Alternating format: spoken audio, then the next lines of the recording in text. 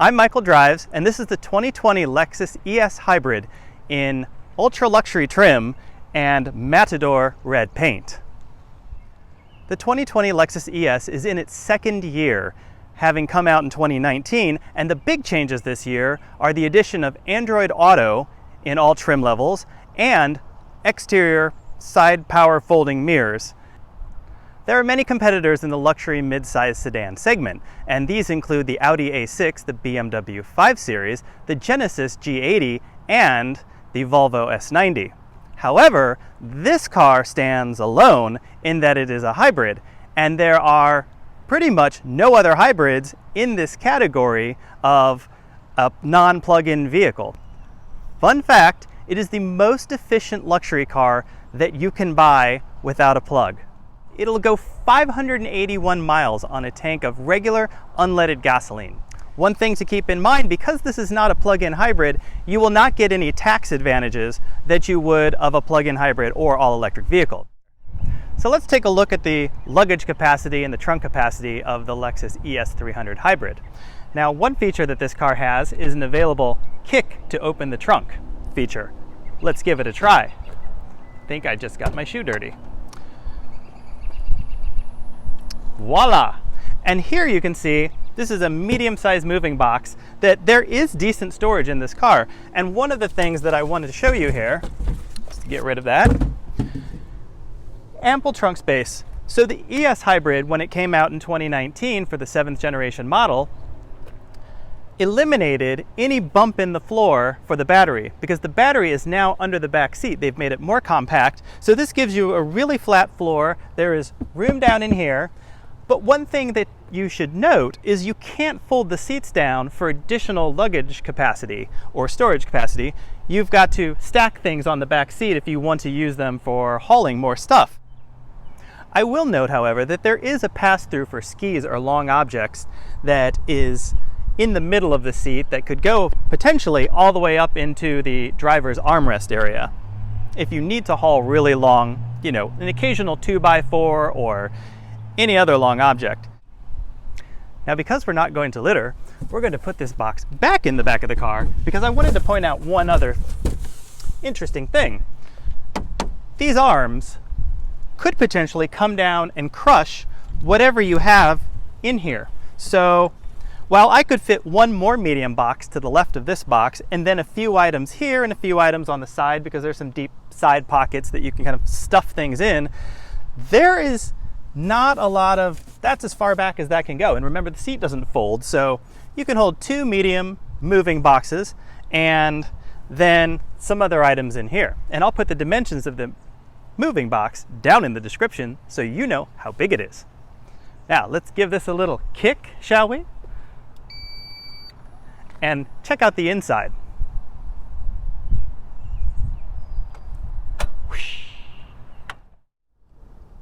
Welcome to the interior. You'll take a look around and you'll find that everything is very nicely and logically laid out in here.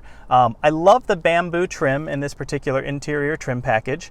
And one thing to note, all ES hybrids come standard with a sunroof. You can get a panoramic sunroof in other ES trims, but I know that for hybrid, the sunroof is standard. If you come over here to the central part of the dash, you'll notice down here by your arm, there's a trackpad, and this trackpad controls the giant screen up here. Now, if you get the navigation, this is a 12.3 inch, very high resolution, and I think the graphics are gorgeous as far as, color and everything like that.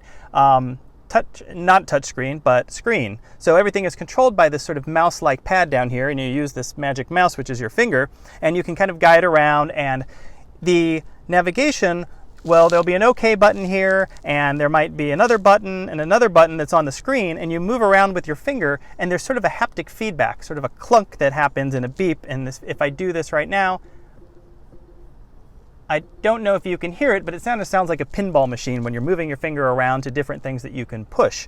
So that actually, it's gotten some heat in the media. I think it works very well, and it's a lot easier than if you're running down a road or driving down a road and there's a bumpy road and you have a touch screen and you're trying to hit the buttons, it makes it more difficult. This is a little easier to control, and you can just take quick glances to the center screen and do that. Now this is a 12.3-inch screen in this car because it has the navigation package.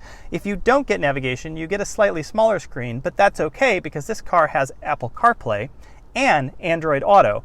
And I think that navigating with that is fine. Save your money and put it toward other things, like this Mark Levinson audio system. If you're any bit of an audiophile, like I am, you would love to have this system in your car. I couldn't imagine driving this car without it. It envelops you in sound. In fact, it's a 17-speaker, 1,800-watt system, and the sound it's just incredible. Put that on your options list for sure. If you move over here to the center of the dash, you've got the heated seats, the cooled seats, and the heated steering wheel button, as well as this vehicle is equipped with a rear windshield, so that button is down in this row too. And this is a very nice layout. Underneath it, there is a CD player. And you don't see that very often in a car that was all new just 1 year ago. So that option is available. If you've got an old CD collection, you can just pop one in there, laser beams hit the little disc, and music plays. It's kind of magic and a bit nostalgic. If we come to the center of the gauge cluster, everything is electronic and pretty easily identifiable, nicely laid out. But there are two traditional gauges, and 30 years ago, you would see a mechanical fuel gauge and a mechanical temperature gauge or coolant gauge on the original ES when it debuted. That's some 30 years ago. It's a little peculiar to see it on such a high-tech car with an all-digital center dash and all-digital gauge cluster, and then you've got these two mechanical gauges. A little strange, but maybe that goes along with there's a CD player vibe in this car. If we move to the steering wheel, you will see that the cruise control is all in the upper right-hand side, and the controls change around. The info screen on the gauge cluster is on the left side, and then in the lower part of each side of the steering wheel, there's simply a volume up and down, the button to control the voice commands, and then you've got a mode and sort of a forward and back button for the audio system. I love the layout of the steering wheel. It's very easy. Everything is right here. There are a couple paddle shifters here for your driving pleasure, although most of the time most people ignore those. And then your two stalks, one for the windshield wipers and turn signals, and then you've got your light switch over here on the left-hand side stalk. And really, there's a couple other buttons to the left of those, but nothing really distracting. It's nicely laid out. If you want to go into sport mode or eco mode, you come up to this little dial up here, and then you've got your turn off the stability control button on the left. Just kind of tucked over there. You're never really going to touch it. I think you're going to use the normal eco and sport mode a little bit more. I want to come back to the cooled seats that I mentioned earlier that are controlled down here. These seats are totally different than regular cooled seats. So normal cooled seats, or say the average cooled seat in any car, blows cold air, which can create a very strange feeling, a little like cool tickle down there that you may accidentally, phone your urologist and think something is wrong. They work, and I'd rather have them over non-cooled seats, but it's a strange sensation. So that's in other cars. In this car, we've got seats that use suction to suck the heat right out of your body, and it works, and I love it because it doesn't give you that odd sensation of, ooh, what's that? But it feels just really good, and it sort of sucks the sweat right off of your body and that heat, so you can always stay at a comfortable temperature. I love the out-of-box thinking there, or sort of the reverse thinking that is not in other vehicles. Let's take a look at the back seat and see what kind of room we have in there. Now, I'm 5'9", and on a good day, there's plenty of headroom up here. No issues, even though this car has a sunroof, and the seat is very upright, but we're going to go in the back seat and kind of see, without moving the seat, what kind of space is there. Hi, here we are in the back seat of the ES Hybrid, and you'll notice 5'9" again, plenty of leg room that I'm not uncomfortable whatsoever. I can kind of stretch out my legs a little more. We haven't moved this seat at all. This is a very much past the B-pillar reclining passenger up here, but yet I still have plenty of room. Again, here's my headroom at 5'9", very comfortable. I could ride in the back of this car all day long. In fact, I prefer to be driven sometimes. Michael drives, but until when he's tired. So down here, you've got your 2 USB ports, which is very handy, and then you have a 12 volt, 120 watt socket for a laptop computer or something like that. Down here, we've got a dual cup holder in the center armrest, and then we have our ski pass-through right here. Water bottle test. Let me grab that from the driver. Sorry, sir. And we'll just try these. No problem. No problem. So, plenty of storage for drinks there. You've got some handy little pockets back here and additional storage down in the lower part of the door. You could wedge some things up here in the handle pull, but overall, plenty of room, and I think it's time for a drive. Let's hit the road. Down the road we go. One thing to note about the ES Hybrid is that it is all about luxury. It's not a sports car or a sporty driving car.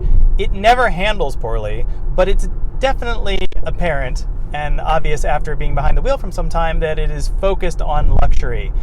It's sort of a magic carpet ride. It just floats down the road. It's easy to drive, and the hybrid powertrain is so well muted and dampened by sound deadening that it's really not intrusive to the cabin. Even I'm just cruising along at 46 miles an hour, even when the pedal is mashed and you sort of hammer it, there's not the horrendous groan that you may have had from hybrids of yore. This car is a luxury car, so it's really well controlled. I really like that, and imperfections in the pavement just roll away, and it's great to just sit back and chill and drive with ease. I mean, this is comfortable. Again, 5'9". I find the backs of the seat very supportive. The bottom's a little flat and wide, but the rest of the seat feels phenomenal, and you've got power adjustments here, full power adjustments for the seat, and you've got back lumbar support. You can move it up, down, in and out. And one neat thing on this car is it does have a leg extender to lengthen the seat for tall people. I don't have that benefit of being tall, so it doesn't really affect me. It just kind of kicks up my calves into the air if I extend it all the way. It doesn't really fit me, but it's going to help a lot of people. A unique thing about this seat, bottom seat extender, is that it does not have a crease in it for crumbs to fall in. So some other brands, there's a giant crack there, and it's just like a crumb collection tray. And in this car, it's just one smooth thing. It kind of rolls out from the bottom and becomes an extension for your legs so that you can drive comfortably down the road. So in summary, magic carpet ride, 44 miles to the gallon. And this car comes in 3 trims: ES Hybrid, ES Hybrid Luxury, and ES Hybrid Ultra Luxury. It's so well equipped in the standard ES Hybrid trim that I think all you need to do, if you're budget minded, is get that trim, add the Mark Levinson sound system. You do have to add blind spot monitoring. That would be my one safety choice add-in. However, all of the other safety features that you would find in a modern luxury car today, as far as active safety and passive safety, are standard in this car at all trim levels. I'm so glad you got to join me on this ride today. If you enjoyed this review, please hit that subscribe button. Give me some feedback in the comments. I'd love to hear from you. Send this to 1 friend you like, 10 friends you like, and send it to 2 friends you don't like. And have a great day.